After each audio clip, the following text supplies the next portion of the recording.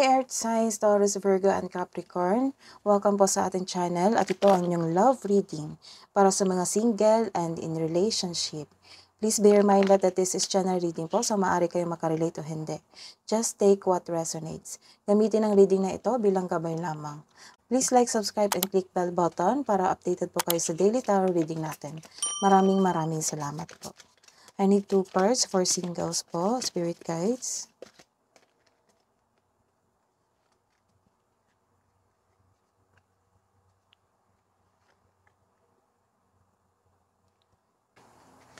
Para po sa may karelasyon, I need 2 cards po, spirit guides. Love reading po para kay earth signs.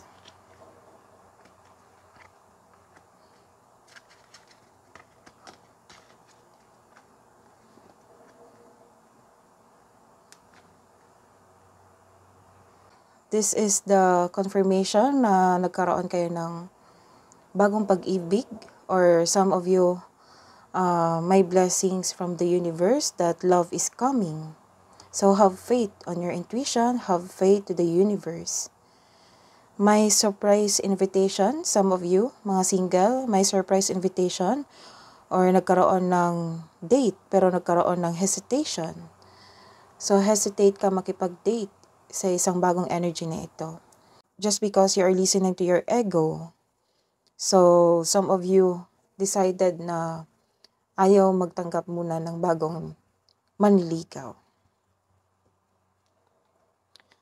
Para sa mga in relationship, sa mga may kapareha, mag-ingat po kasi may third party na ganap. Naiinggit yung tao, ang itong taong to naiinggit sa iyo. At medyo clever itong taong to. Look over your relationship. Kasi may nagmamasid na naiinggit sa inyong relasyon. Gustong pumasok sa inyong relasyon. Some of you nagkaroon ng sudden change sa buhay pag-iibigan.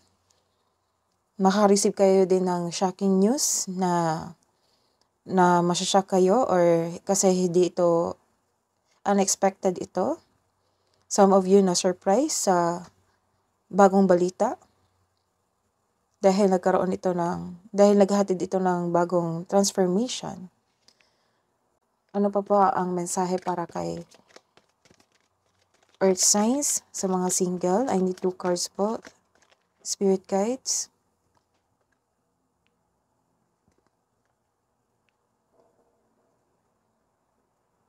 Sa mga in relationship, I need 2 cards po, spirit guides.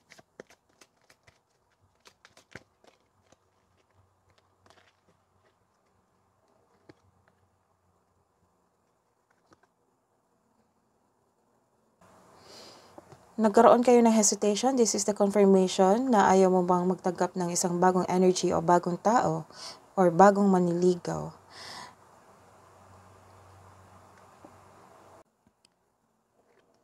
This card is the confirmation na ayaw nyo pa mong magtanggap ng isang bagong tao, bagong manliligaw, ayaw nyo pang magkaroon ng relasyon because you are in a process on healing pa. But this card also tells you na you are distant to someone. So it's time to find a soulmate after healing process. Some of you is guarded dahil sa bagong energy na ito na may balak na sirain yung relasyon. So nag-decide kayo na i-guard ang inyong relationship laban sa itong bagong taong ito na may balak na masama sa inyong relasyon. You have a strong relationship. So this is the confirmation that you have a strong relationship. You are confident. You are compassionate sa inyong relasyon. You are confident na maputol yung connection na ito ng isang third party. So what's the advice for single po, spirit guides? For earth signs, Taurus, Virgo, and Capricorn.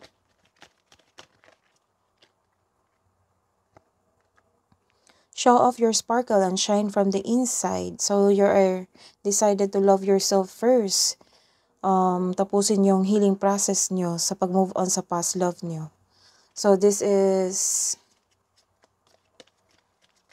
Spirit Guides.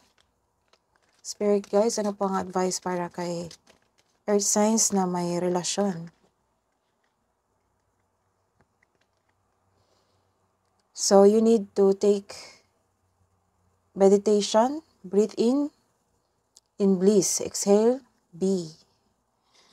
So you need to relax. Medyo mainit ang ulo mo sa isang third party na ito. So the advice is you need to relax, to calm down, and meditate. This is your love reading today, Earth signs, Taurus, Virgo, and Capricorn. Please like, subscribe, and click the bell button for notification para po updated kayo sa daily tarot reading natin. Maraming salamat po.